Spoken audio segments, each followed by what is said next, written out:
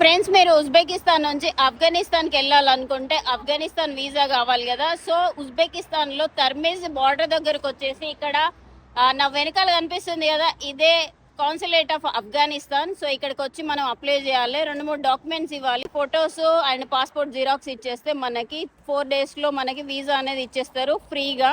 మన ఇండియన్స్ కి 30 days వరకు ఫ్రీ వీసా ఫ్రీ అనమాట. సో లేదు మనకి 4 days వెయిట్ చేసేంత టైం లేదు అనుకుంటే $50 ఇచ్చేస్తే అదే రోజు మనకి వీసా ఇచ్చేస్తారు. ఇదే కొత్త బిల్డింగ్. యాక్చువల్గా ఇది నిన్ననే చేంజ్ చేశారంట.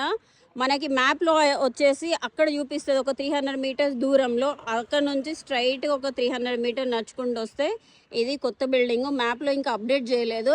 లేదు మనకి ఇండియాలో తీసుకోవాలనుకుంటే ఢిల్లీకి వెళ్ళేసి అప్లై చేయొచ్చు. కాకపోతే అక్కడ డాక్యుమెంట్స్ చాలా అడుగుతారు, క్వశ్చన్స్ అడుగుతారు, ఎందుకు వెళ్తున్నావు ఏంటి అని చాలా వెరిఫికేషన్ ఉంటుంది అనమాట. సో అవన్నీ లేకుండా ఉండాలంటే హైదరాబాద్కి వెళ్ళండి. హైదరాబాద్లో ఒక కాన్సులేట్ ఉంది. జస్ట్ $60 ఇచ్చినాం అనుకోండి, అదే రోజు మనకి ఇచ్చేస్తారు వీసా. అదే సేమ్ డాక్యుమెంట్స్ అవన్నీ సబ్మిట్ చేయాలి. సో ఇది ఆఫ్ఘనిస్తాన్ వీసా ఇన్ఫర్మేషన్.